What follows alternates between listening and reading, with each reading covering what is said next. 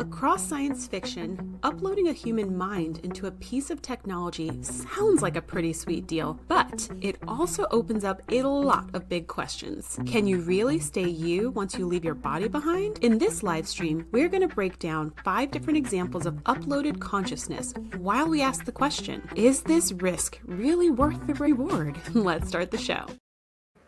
Hello and welcome to the Savage Stream, the weekly live stream where we talk all things sci-fi. And today we are going to be talking about 5 different examples of uploaded human consciousness. And for each example, I'd love for you to tell me in the comments whether or not you think that is a good idea, like whether that strategy is something you would actually use. For everyone who's watching on the replay, there are timestamps below, so you can jump ahead at any time. Before we get started, though, I do have to warn you, there will be major spoilers, major spoilers. So if you are watching on the replay and you see the name of the show coming up and you haven't seen it yet, maybe you might want to skip that one. If you're watching live, apologies. You may have some spoilers, but I'm going to try to do it in such a way where you can still totally enjoy the episode or totally enjoy the show. So without further ado, let's start with our first example of uploaded human consciousness. Star Trek Picard, Season 1, Episode 10, Et in Arcadia Ego, Part 2. Picard and the Synths work together to prevent the Zhat Vash and Romulan fleet from annihilating the synthetic colony. In a brave last stand, Picard is tragically taken out by a brain disorder. When he wakes up, he's not in the afterlife. Instead, he's in a synthetic body which will allow him to live out his normal lifespan. Meanwhile, his actions save the day, and the Synths gain official protection and a new place in the galaxy. So this first example is uploading the consciousness into a synthetic body. Now, like I said, that was a big spoiler for Picard. So if you have not seen Picard Season 1, now you kind of know where it goes. But honestly, everything I just told you does not take anything away from the whole season, because the season has a lot of twists and turns that don't have to do with this particular thing. So if you're interested in watching Picard, you can still totally watch it without feeling like you've been gypped. Anyways, in this example, Picard's consciousness is uploaded into a synthetic being, but the scientists who are in charge of that sort of thing assure him that there are a few limitations on the synthetic body. One, it's the same age as him, and it's going to live out his normal lifespan, whatever that would normally be. So it's not going to be something where he's put into this body and then he lives on for 100 or 1,000 years. That's not going to happen. 2, it's almost the same as his biological body, but what's different is that it has gotten rid of a lethal condition that he had. So that was taken out, but it seems like everything else is there. I mean, the wrinkles, the liver spots, like everything else is there, which means that the aging process, the way that the synthetic body will experience aging, is going to be the same as his biological body. He doesn't have super strength. He doesn't have super hearing. He's not bionic in any way. So even though the body is synthetic, it's going to behave a lot like a regular biological body. So here's the thing about this particular piece of technology. I think it's really interesting because of all the things we're going to talk about today, this one is the most kind of copy-paste version that we'll talk about, where his life before as a fully biological being and then his life now in a synthetic body is almost indistinguishable. His mind is the same. His abilities are the same. His physical characteristics are the same. His lifespan is the same. The only difference is that his mind was kind of scooped out of one body and put into another because the one that he was in was dying. So as far as which types of technologies I would potentially consider using, if ever, this is probably, I mean, we'll see when we get to the end of the list, but this particular one seems the least horrible, right? Because you're still the same person in a lot of ways. It's just getting rid of some of these really lethal conditions.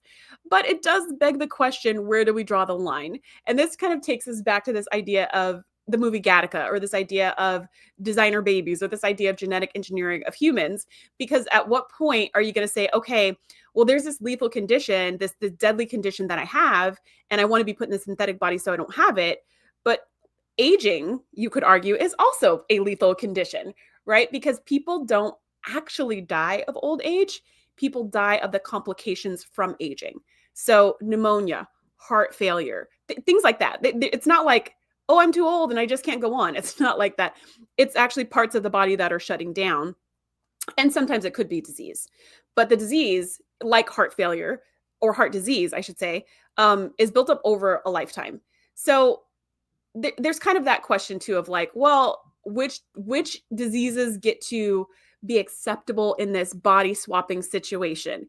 Is it only like brain diseases and tumors and cancers and things like that? Or could we extend that definition? And then if we extend and extend and extend, then you really would be somebody who lives forever. Because aging is caused by DNA getting shorter and shorter over time, which causes mistakes to happen in what the DNA makes, which is proteins. And the whole body is made out of proteins and lipids and things like that. So if the DNA is making mistakes, everything that's coming out of it is making mistakes. But if you could put yourself in a synthetic body where that doesn't happen, that's pretty much the fountain of youth. Like, because if aging doesn't happen, then all of the diseases that come with aging don't happen. So this one's a little bit of a slippery slope. In this example, Picard's the only one who gets this synthetic body. There was only one that was built, and I guess it took a long time or something. I don't remember the details. But he's the only one who gets put in this one and only synthetic body that you can transfer a human consciousness into. So it's not like there's a fleet or an army of synthetic bodies that are just waiting for people to need them.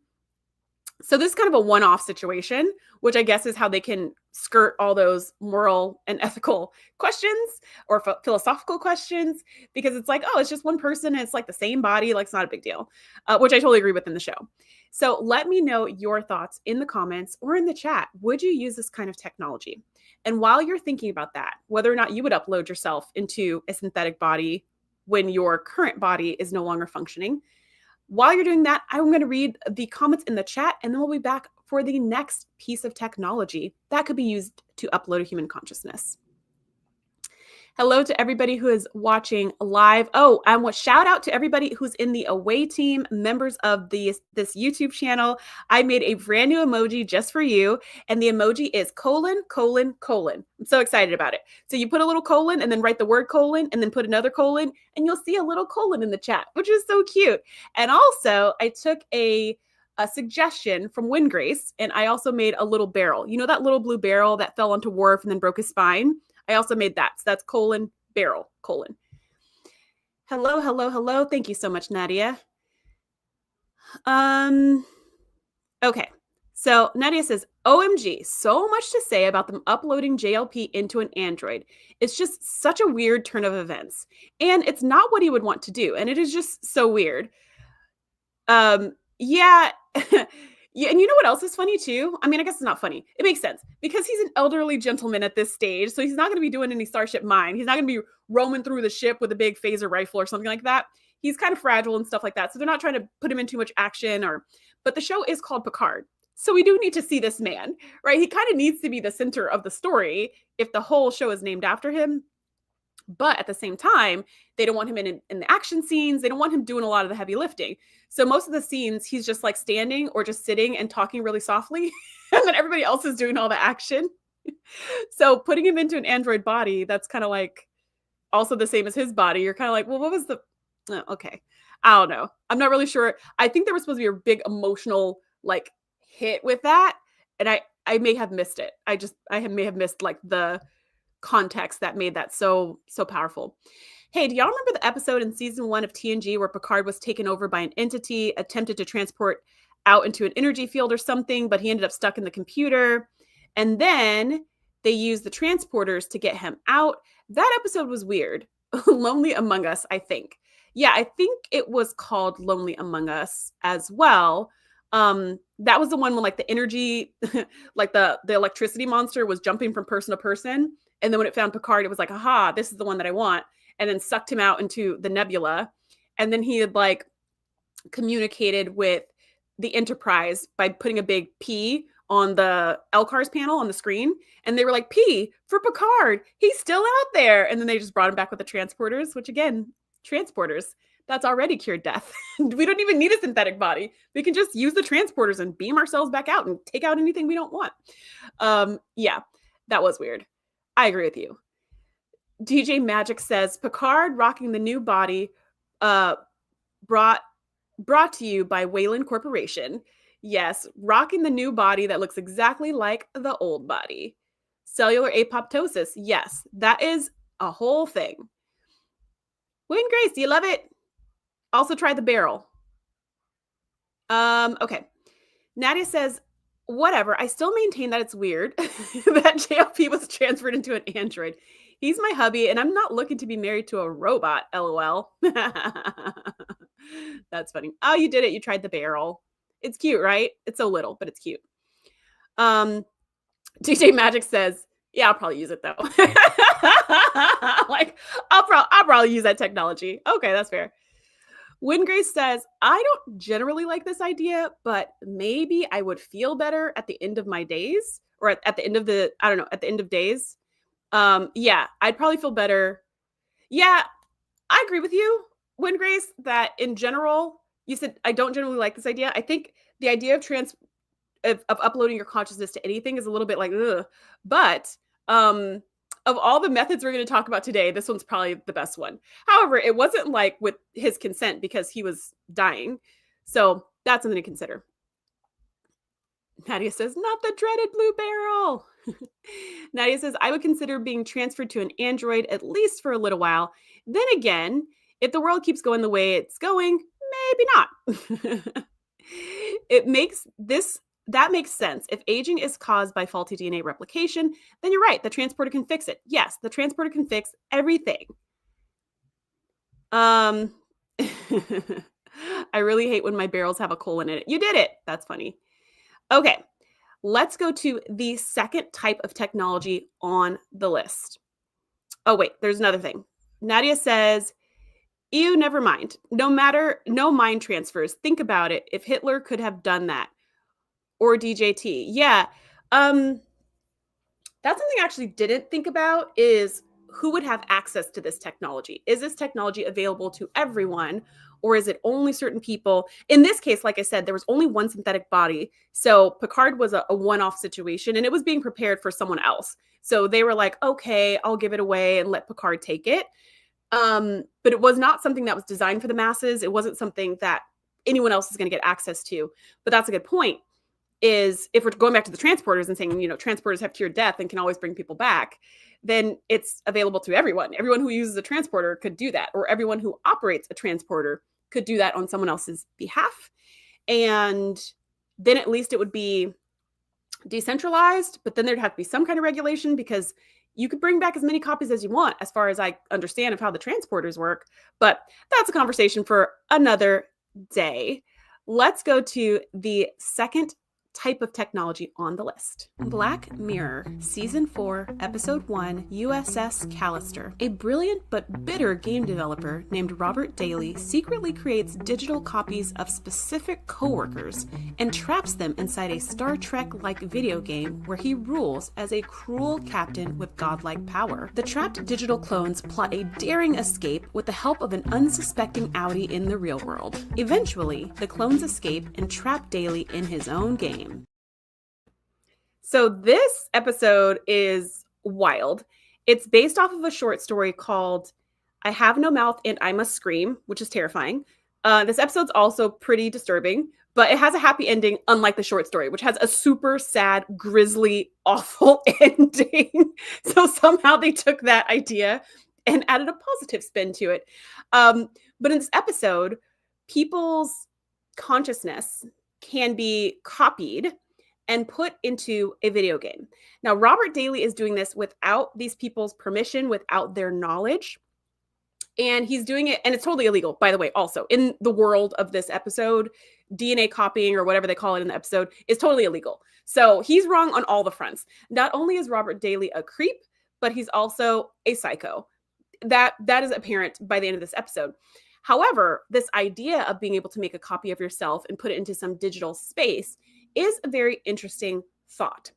In this case, we've got two copies of the person, or we've got the original and the copy. We've got two versions of the person, which is totally different from the case in Picard, where his consciousness was kind of scooped out of this body that was dying and placed into a synthetic body that was not. In this case, the copy in the digital world has no idea what the copy in the physical world is doing, and vice versa. In fact, all of these coworkers don't even know they've been copied. So they're off living their best life.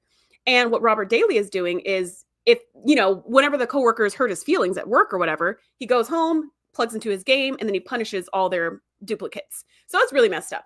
But going back to just the technology itself, this style of consciousness uploading, which I think this is the only example on the list where you get two versions of the person. So there's the person in real life who's still living and doing their thing. Then there's the person who's digital who lives forever doing their thing. That person who's digital is the same age at which they were when they were copied. And they don't explain the physics or science behind any of this during the episode, but in my thinking, they don't age in the game.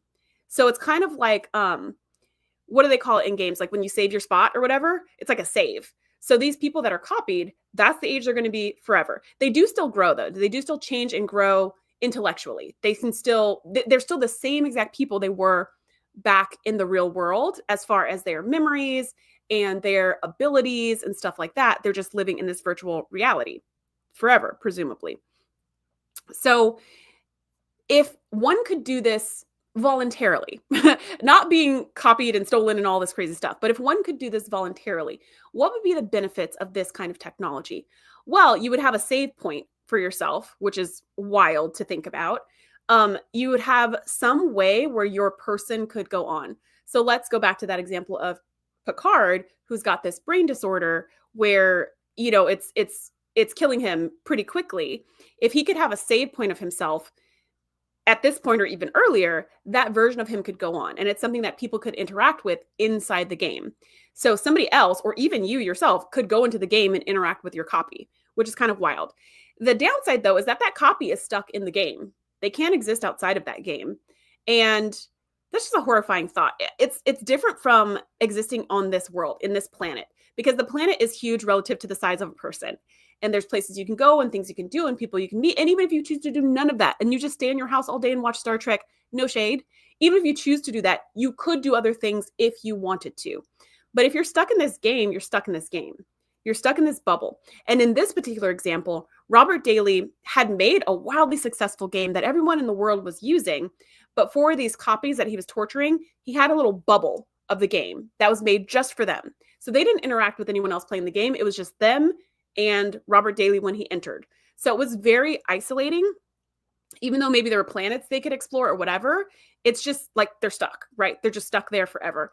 And gosh, it sounds like a horrible existence. But you let me know in the comments and let me know in the chat, would you use this type of technology? Like, would you be okay with making a copy of yourself, making a save point and putting it inside of a game?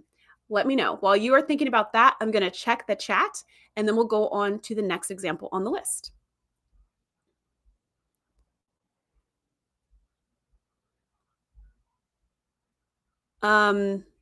Yeah, so Nadia said, exactly. How democratic is this technology? That's some scary stuff. And I think that's probably going to be true of everything on the list because it's technology. Like who has access to it, who doesn't, who gets to use it, who gets to say, who gets to... Yeah, I think all those questions of like who's in control of this, who's in charge of this, except for maybe the last example where everyone has access to it. All these other ones are very kind of gate-kept or secret or, government conspiracy or corporate conspiracy kind of a thing. So they're not available to the masses. So they're all being used in super shady ways. PS2 Chipper says, never invent a weapon you don't want your enemies to have. Is that some Sun Tzu stuff right there? Because that's what that sounds like. That is very wise. Never invent a weapon that you don't want your enemies to have. That's a good one. Wingrace says, they use the same body later in Discovery and give Gray a real body outside of Adira. Oh, yeah, they totally do. Because they call back to that in Discovery. I totally forgot about that, Wingrace. Nadia says, I have never watched Black Mirror. Yeah, Black Mirror is a whole experience. I can't really say you should watch it because it's like pretty horrible. Almost every episode, and I haven't seen all the episodes because at one point I was like, I just can't do this anymore. But almost every episode leaves you feeling awful because every episode is some kind of social commentary. So it's meant to make you think deeper. It's meant to make you uncomfortable. It's meant to make you go, oh my gosh, I can't believe that happened. I can't believe that could happen. How could that happen in our world? Like that's what these episodes are made for. So at the end of every single episode, you just feel like crap and you feel like the world is a terrible place and people are awful and everything sucks, but the stories are very compelling. This is a rare example. This episode of Black Mirror, USS Callister, is a rare example or a rare exception where there's a positive ending, but the whole episode to get to the positive ending is pretty like awful. So there's that. Is that who that is? Is that Buzz from Home Alone? Oh my gosh, what a throwback.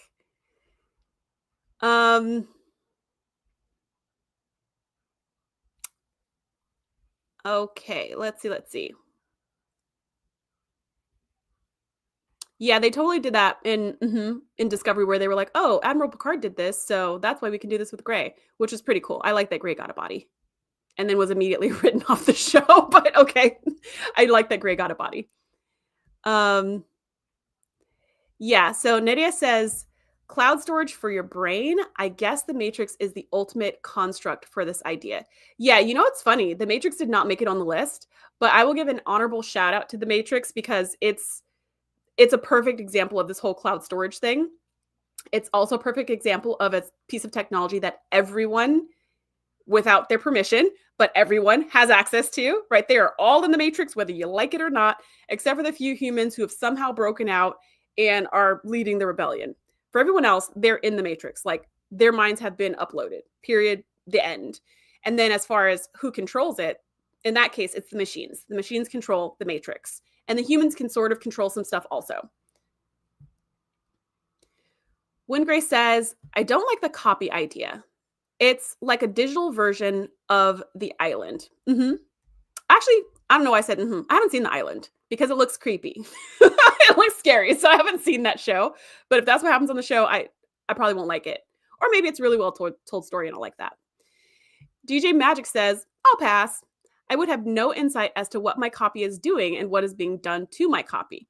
Nope, that would bother me. Unless, of course, my copy is made for when my OG self is dead."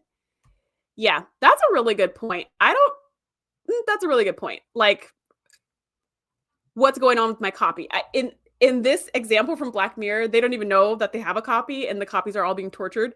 But in our example, it'd probably be something where you have some kind of control over your copy, or you know where it is, you can communicate with it or something. But if it's something digital, it can always be hacked, right? It can always be stolen or who knows what. So that's a good point. Nadia says, "DJ Magix, you sound like Pulaski and Riker in that cloning episode among the Mariposa." Yes, that was so creepy when they shot their clones, when they found their clones, and they were like, "They're making us," and then they like phasered them. Ugh, the whole thing was just, ooh, it's creepy. Wingray says, "Have you seen the sequel to USS Callister?" Yes, I have. In the latest season of Black Mirror, it's the very last episode of season 7. And I have seen that, which gives us a where are they now for these characters and a new adventure is not the right word because adventure sounds fun and it's like not fun, but a new situation happens for these characters. Yeah, no spoilers. I'm not going to spoil it. What I was going to say is this is also an exception to the rule because Black Mirror is an anthology, meaning each episode is a standalone episode. Each episode has nothing to do with any other episode. They're all stories about characters that have nothing to do with any other characters. So this is also a rarity where they have a sequel to something. So I'm guessing maybe USS Callister was one of their most popular episodes. I don't know. It's one of the ones I watched over and over because it's a Star Trek themed episode. Yeah, and then Nadia also says, "Should we be able to control our copy or should it have agency?" I mean, knowing me, I wouldn't want anybody controlling me, including a copy of me, like including my other version, whether, somehow it's the Matrix and the technology side is more powerful than the physical body side, or if it's this case where my physical body has control over my copy. I wouldn't like any of that. I wouldn't like any of that. I don't want anybody being in control. So probably for me, making a copy would not be the best bet. Okay, let's go on to the third type of technology. The X-Files, Season 5, Episode 11, Kill Switch. After an AI goes rogue and escapes into the internet, its creator tries to take it down with a kill switch. But it takes him down first, with extreme prejudice. Mulder and Scully team up with a hacker named Invisigoth to destroy the AI's physical hardware. Invisigoth successfully fries the trailer the AI was hiding out in, and at the same time, she uploads her consciousness into cyberspace. This is one of my favorite X-Files episodes. I freaking love this episode. So even though I just told you everything that happens in it, which was total spoilers. Oh, you missed this PS2 chipper.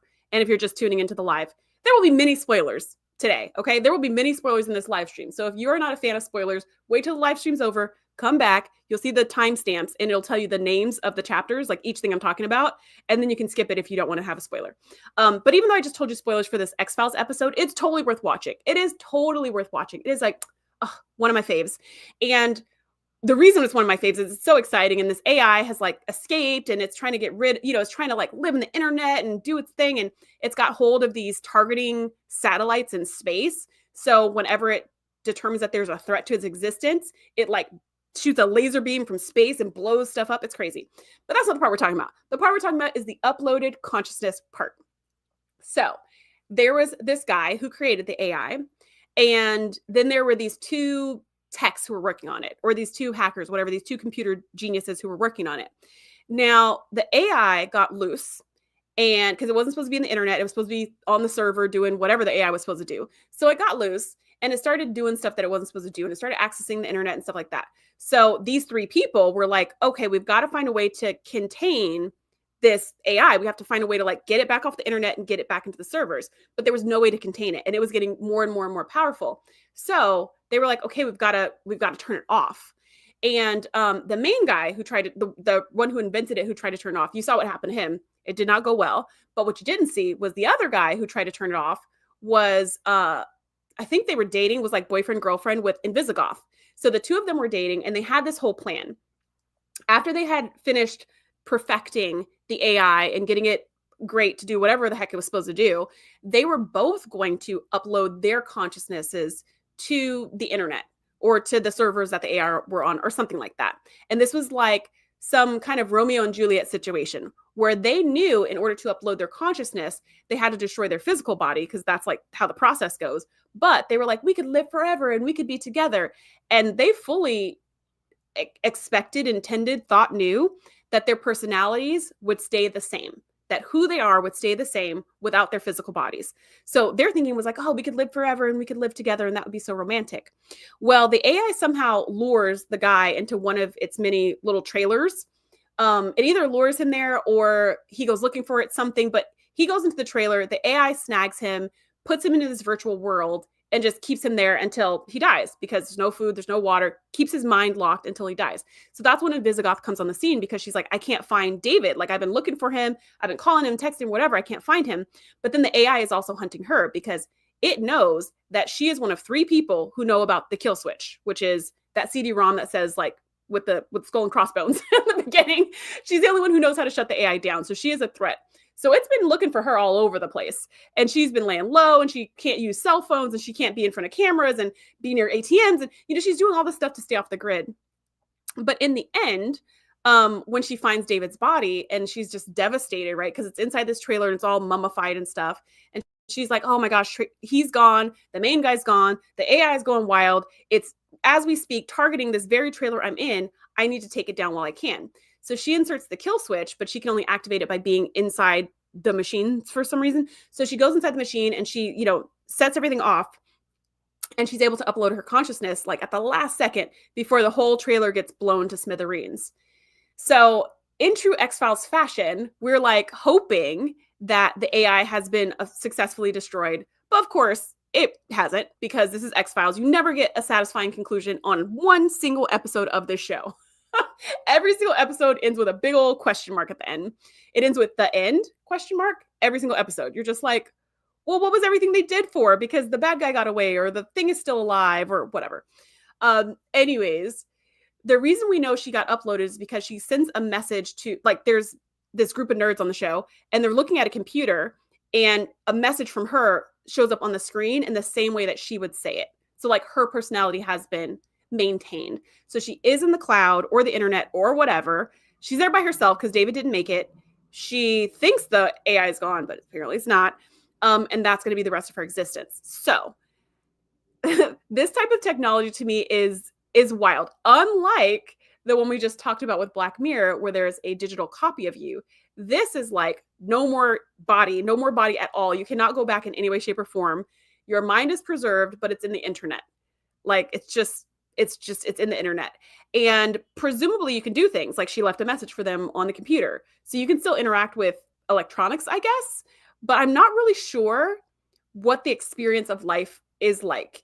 I'm not really sure what was the allure for her and David other than eternal life together.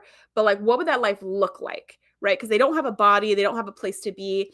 It's different from Black Mirror where there was a server or there was a game where they're in the game and they can interact inside the game. It's more like they're just electricity flowing through the circuits. So I'm not really sure what that was supposed to look like.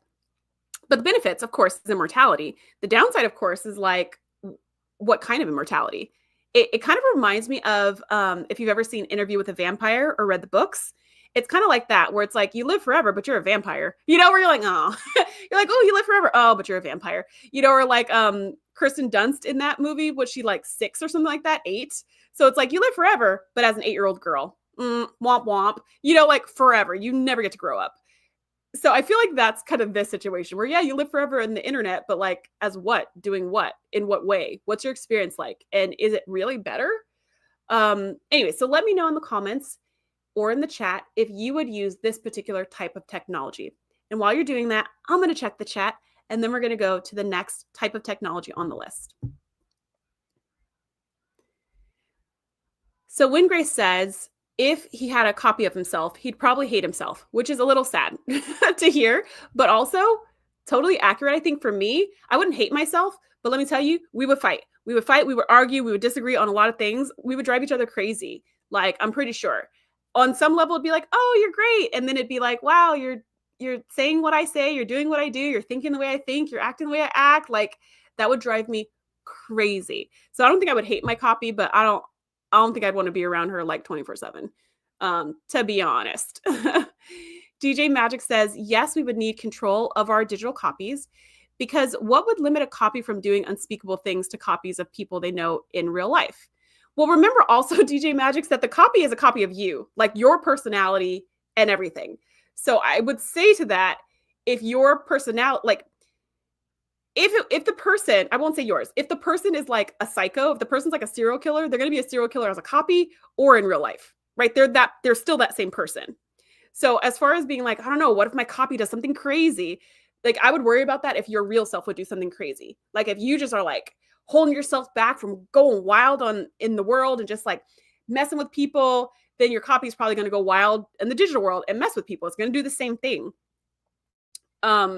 So I guess that would be my only thing to say is like, the copy is going to do what you would do. It's going to think what you would think. It's going to act how you would act. So keep that in mind for using this type of technology. As far as control, I don't know. I don't think you could control the copy because it would be you, but you could maybe control where it goes or what it has access to, like keeping it on your server and not letting it be on the internet or something like that. I think that's what the levels of control for this type of technology would be, at that level of like, who has access to the copy or who does the copy have access to, but you probably couldn't control its actions and stuff. Would be my guess. At least not in Black Mirror. You couldn't control their actions without threatening them. You couldn't like control them in any other way, like with code or something. Nadia says, interesting, but wouldn't a true copy of you also have some of your traits? And if you don't have a propensity to do horrible things, neither would it. Or is it nurture instead of nature? Yep, that's what I would agree with. Like, it's going to do what you're going to do. PS2 Chipper remembers that episode. Wasn't it good? Oh, I love Kill Switch. I love that episode. Okay, so DJ Magic says, I don't remember who said it, but everyone is capable of of the M word, depending on the situation. If anyone could do it, a whole new level of stalking is there. Yeah. So in this, in that episode from Black Mirror, the guy who made all the copies, Robert Daly, like, he was just a terrible person. He was a terrible person in real life too. Like, the person he was in the game was the same person he was in real life. However, and here's maybe what you're getting to, DJ Magix, in real life, he did not do those things to people. He did not torture people. He was very closed off and quiet, but he thought those thoughts in his mind. He just didn't have the courage to ever do anything in real life. Like, he didn't have the courage to ask a girl out, let alone have the courage to like punch somebody in the face, right? Like, he just did not have the courage to express himself in any way, to put himself out there, or to really connect with other human beings in real life. But the thoughts, the crazy, horrible things he did inside the game were the same thoughts he had in real life. He just didn't act on them. So when he was in the game, he was like unleashed. He was uninhibited. So it kind of would be the equivalent of somebody who's already really super unstable emotionally, taking some like mind altering chemicals. It just like makes them worse. It just unleashes more of the crazy because now they're not trying to hold it back. Now they're unleashing it. So yeah, I would say that to your point. And I think the whole thing of like anyone's capable of anything is true, depending on the situation. But like in this case, you could control the situation because you would control the environment that the copy's in. So they wouldn't just be like thrown to the wolves. At least in this movie, at least in the show, right? Because they were like in a video game. So they had to follow the video game rules.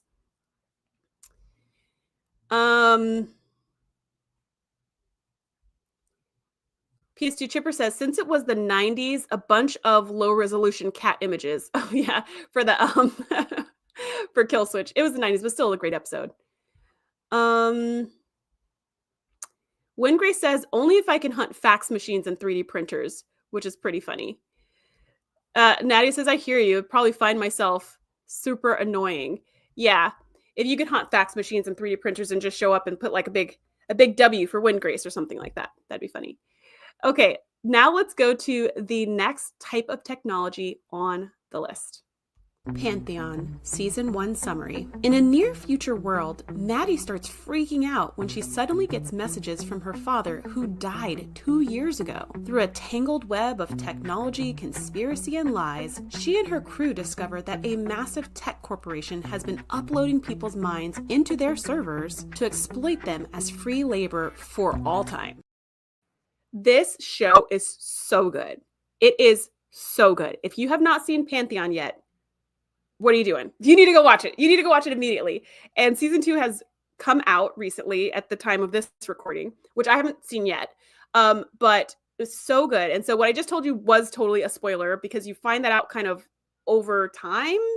But the way the show is, there's some time dilation going on. I don't know. One episode feels like 8,000 episodes. You're just like, everything gets like revealed little by little, but then it's not so, I don't know. It's hard to describe.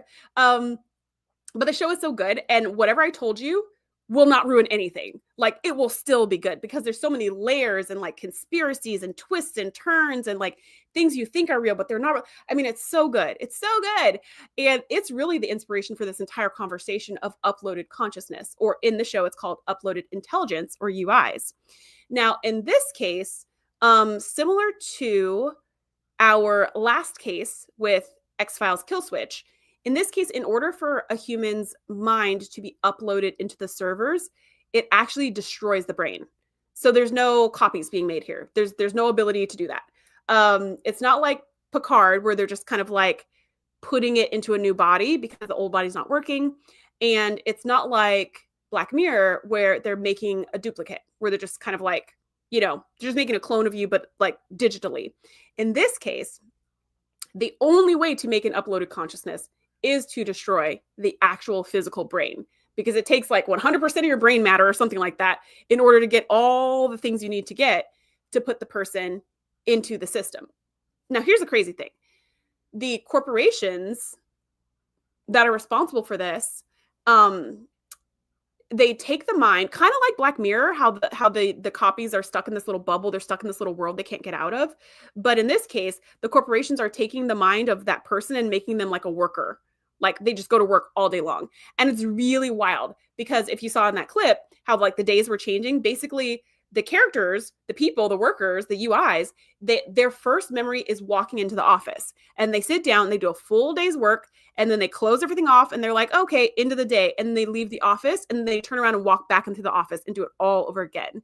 Because that's all, even though the servers have their full personality, their memories, their backstories, like everything about them is stored, is uploaded. Duh, like it's there, but the companies, I guess they do this through code. The companies take all that other stuff away and just make that person focus on doing their job. And that's it. So there is no version of them that actually goes home at the end of the day, that sees their family. Like none of that is built into the simulation. But what is built in the simulation is like something that disallows them to realize that they've been living the same day over and over and over. So they experience it like it's a whole new day. Oh, it's a whole new day. Oh, it's a whole new day. And that's just what they do over and over and over at infinitum, which is crazy, right? Because you could take this employee's brain. Of course, this is super shady. Like, people are not volunteering, being like, take my brain. Like, this is like super shady. But you could take this person's brain and then turn them into just like a workhorse for all eternity. You paid them as long as they work for your company. And then now, you can just have them work for eternity, forever and ever and ever, never pay them a dime, never pay their family a dime, get all of their labor, all of their experience. And it is just like, I think of everything we've talked about tonight, it is the most unethical and horrific way to use this technology of uploading a consciousness I could ever even think about. I mean, I guess Black Mirror is pretty bad too, but the copies did have agency. The copies did experience the day. The copies did make relationships, make friends, like travel, whatever. These UIs don't do any of that. They just keep going to work all day, every day. And because it's digital and time is different there, 5 minutes in the real world could be like 30 years in server time and internet land, where they're just continuing to just work and work and work and work and work and work and work. This is my definition of hell. Like, this sounds horrible. And the worst part is they don't even know. They don't even know that they're repeating. So anyways, let me know in the chat if this is a type of technology that you would use if it wasn't so terrible. Like, if it was, maybe instead of going to work all the time and it's controlled by some evil corporation, you controlled it and it was like vacation all the time or something like that. Keep in mind, though, to use this particular technology of the uploaded consciousness, your physical brain does need to be destroyed in order for it to work. So just keep that in mind. There's no backsies. There's no take backsies. You can't go back to your old body. You're not going into a synthetic body. You're never going to leave the server in this scenario. But you could create whatever scenario you wanted, whatever environment you wanted before you entered in, and then you could live in that. So you could create a full matrix for yourself. You could create other people. They'd be digital, manufacturing simulations of people. They wouldn't be the uploaded consciousness of anybody else, but potentially you could do that. So let me know what you're thinking in the chat and in the comments. I'm going to check the chat, and then we're going to go to the last type of technology on the list. By the way, if you have not seen the show, let me just say one more time, go watch Pantheon. Go watch the show. It's so good. And apologies for the spoilers, but it will not ruin one drop of the enjoyment of this show. Okay, Wingrace says, oh, wow, never seen this one. Watch it. DJ Magic says, oh, man, just started the series. I'll take the spoilers, though. 6 more TOS episodes, and then I can pick up on Pantheon. Yeah, so I did give you spoilers of like what they're doing, but how they're doing it, who they're doing it to, why they're doing it, all of those layers, you will still 100% be able to enjoy DJ Magics. Nadia says, I have never heard of Pantheon. I just added it to my watch list. Oh, so good. DJ Magic says, nope, got me in the Matrix working like a Jamaican man without the ganja benefits. working crazy. Like this, yeah. Man, and the thing on the shit, like the thing, when you're watching it in the show, and you're seeing like that scene I just showed of the guy going to work, like just working. I don't know. It's a cartoon, by the way. It's animated, but it really emotionally, like it's heavy. It's heavy hitting. You're just like, oh my gosh. Nadia says, I would do it if I got to live on Risa forever. Long live Jamaharon. Okay, let's go to the 5th type of technology on the list. Altered Carbon, Season 1 Summary. In a distant future, human consciousness can be stored digitally in devices called stacks. These stacks can be inserted into new bodies or sleeves at will, making death and disease obsolete, at least for the wealthy. Season 1 follows former Envoy soldier Takeshi Kovacs as he tries to solve a suspicious death while at the same time uncovering a tangled web of corruption, inequality, and the dark side of immortality. Okay, so this show I really enjoy, and it is very much R-rated. Do not watch this with little ones in the room. Let me put it this way. In the first season, I started doing a nipple count as a drinking game because there was just so many nipples on this show. It's very graphic. It's very gruesome. It's very gory, but for a reason. The reason why it's so gruesome and gory, well, actually, it's because it's based on a book, and the book is super gory. But another reason why it's gruesome and gory is because of the stacks. So people's entire consciousness and their whole personality, all of their memories, everything is stored in that stack that you saw in the beginning, that little tiny disc. And the disc gets planted into the spine. Bodies are just sleeves. So you can take the disc out and surgically put it into any body. So any personality can be inside of any body, only one at a time, of course. But because of that, what's really interesting about the thought of that is that it completely changes body image issues, because you could just purchase another sleeve. You could just buy a different body that looks totally different from yours.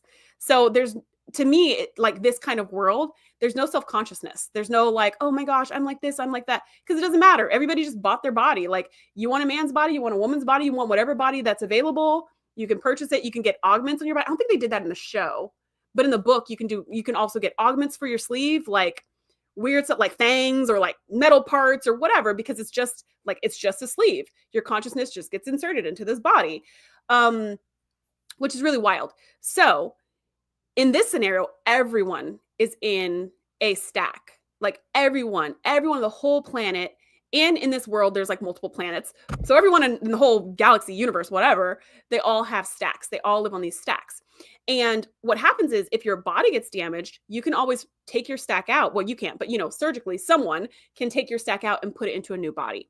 So let's say you get hit by a car, or I don't know, fall off a cliff or something like that. As long as your stack is intact, they can just put it into a new body. So you won't die unless your stack gets damaged, which is like crazy to think about. Now, here's the other thing I said about it makes the wealthy immortal, is because you do have to purchase your new sleeve. So everybody's born with a sleeve. Everyone's born with a body. And I don't think you get a stack until you're a certain age, like maybe 8 or 9 or something like that, or maybe 13, whatever. At some point, your whole self gets transferred into a stack, and you get the body that you were born in. And that's the sleeve that you keep. But in order to get a new body, you have to pay for it. You have to buy a new body. And so what happens is, sometimes people will have these terrible accidents. They'll get hit by a car or something like that. And then their bodies will be put on ice. Well, their stacks will be put on ice. And if they want to come back, their families have to be able to purchase a new sleeve for them. They have to buy a new body in order to get them out. But if their family is poor or struggling, they can't rent a body, they can't get a new body, then if like the time expires, their bodies will be repaired and then sold, right? Like the sleeve will be sold away. Even if it's a sleeve they were born in, it will be sold to someone else. So that stack will just be sitting on ice until the family is able to get enough money together to purchase a new sleeve. And sometimes the new sleeve you get is not the same gender, so it's not the same age, maybe it's like a little girl, but now they're put in a really elderly woman's body because that was the only sleeve that was available. That was the only thing the family could afford. So the schism between the rich and the poor is wildly gigantic in this society, which you would think it wouldn't. You would think this would be some kind of like leveling the playing field situation, but no, it is not. The people who are wealthy, who are like super wealthy, they're able to buy multiple sleeves. They're able to have like sleeves on just, in storage that they can jump into at any time. So that makes them extremely reckless with their own bodies, because they can just have another one whenever they want. And then here's the other thing that the wealthy can do that the poor people can't do, is that they can store a backup copy of whatever's in their stack in a satellite, so that if their stack does get destroyed, which, remember, like I said, if your stack is destroyed, you're killed. If their stack gets destroyed, there's a backup copy of them in a satellite that will beam into a new stack and be inserted into a new sleeve, whatever sleeve, their same body that they've had for hundreds of years. And then they just like wake back up. It's like nothing. It's like they can't die, which means that their wealth gets amassed from generation to generation over and over and over and over and over, right? Because if you think about people who are these moguls, and then they leave their inheritance to their family or something like that, and sometimes their family does a good job with it, sometimes they don't, and then their business crashes, or is sold and split up or whatever. In this case, that person, that mogul, could live forever. So they just keep like multiplying their power, their influence, their money, their power, their influence, their money for hundreds of years. They end up with a million and one sleeves. It's really wild. So in this case, in this technology, everyone has a stack. It's not optional. Everyone has it. But what is optional is whether or not you get put into a new sleeve. Now, it's not for the people, like I said, who are poor and they can't afford it. But in the show, and in the books, there's a group of people who don't believe in re-sleeving, meaning like you get one sleeve and that's your sleeve. They do not believe in getting a new sleeve for any reason at any point. Once your sleeve is done, your stack is done.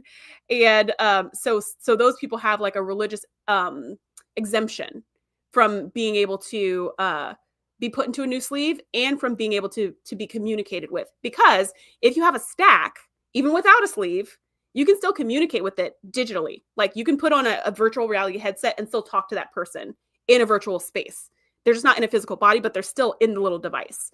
So these people with the exemption, they're like, nope, don't talk to my stack. Like, don't talk, don't communicate with it. Don't bring it back. Don't put it in a new sleeve. Like, once it's done, it's done. So that is the kind of the level of agency that people have, is they can decide to not get put in a new sleeve, but that's pretty much it.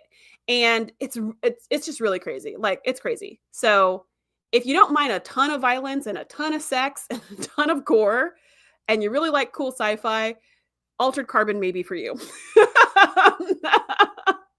But if you mind all those things, or if you have little ones likely to walk in, maybe give this show a skip. So of all the things we talked about today, this is the only one that is available to the masses, kind of like whether you like it or not. And there's a little bit of agency. So this is probably the most similar to The Matrix, but everybody knows that they have a stack. Everybody knows it. It's not a secret. The machines aren't secretly in charge. There's no evil AI in this. There are AIs in this, but there's nothing that's like, controlling the humans or anything like that. The only thing that people have to fear is other people in this particular world, which is just like our world. Okay, I'm going to check the chat and then wrap it up. If you're loving this so far, drop a colon in the chat, in the comments. Okay.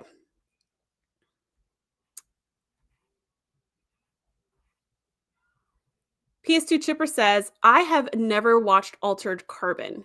It has 3 seasons currently. It has 3 seasons and then it was canceled. And then it has 3 books, 5 books. I don't know. It's got books as well.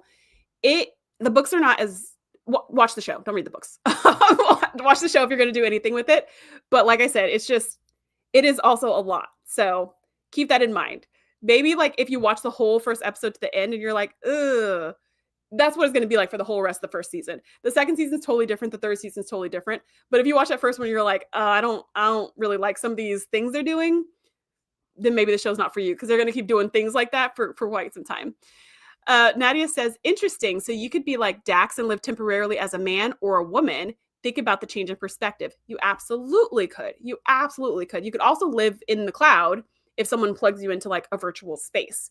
But yeah, it's kind of wild. So for the super rich people who can afford to buy tons of sleeves, they could have like an old person sleeve, a young person sleeve, a man sleeve, a woman sleeve, like any sleeves you want. And what's interesting about that is that, like I said, it takes away a lot of like the body issues and the like looking at each other funny because they look different from you. It takes a lot of that away because the looks don't really mean anything, because anyone could be in that sleeve. Anyone could be in it. So it doesn't mean anything about anything, which I think is so interesting. Plus, we love the independence and sculpting our bodies and, having our look that's really us. And you can still do that in this world, but you just have more options. When Grace says, had no idea that's what the show was about. A couple of these ideas combined reminded me of the show Upload, though. You know what? I have not seen that show, but Amazon Prime did recommend that show. I'm trying to think. Did I see that show, or have I ever? No, I don't think so. I remember seeing it being recommended, but I don't think I've ever watched it. Anyways, so of all the things that we've talked about so far, which of these technologies, if any, would you consider using? We had the uploaded into a synthetic body from Picard. We had the uploaded into a video game from Black Mirror. We had uploaded into the internet in X-Files. However, your body can't come with you. We had uploaded to a server in Pantheon, where also your body can't come with you. And then we have Altered Carbon, where your consciousness is transferable. You can pop it in and out of any body that you want. So of all of these, would you use any of these technologies? Yes or no? Let me know in the comments. Let me know in the chat. I'll tell you my top pick. Of all these, if I had to pick one, it'd be Altered Carbon for 2 reasons. One, I get to keep my body. So that's nice. I'm not trapped in a server or in the internet or in the cloud or anything like that. I get to keep a body, whatever body I want, assuming I can afford the body. And then 2, what I really like about Altered Carbon is that everyone's doing it. So I'm not just some like, so I'm not a 1%. I'm not like Picard. I'm the only synth human hybrid, or like poor Data being the only android except for Lore and B4 or whatever they were doing with that, feeling like so isolated in the world. So that's probably my top pick. Shout out to PS2 Chipper for a super sticker. I need to actually make some stickers now that we think about it. So yeah, that's probably be my top pick. Overall, I would prefer none of these because I really like just being me in my body. But of all of them, Altered Carbon would be the one I'd pick if I had to pick, because at least then you've got some choice. And also, here's the other thing. I don't know if I mentioned this, but they all live forever as long as their stacks don't get destroyed.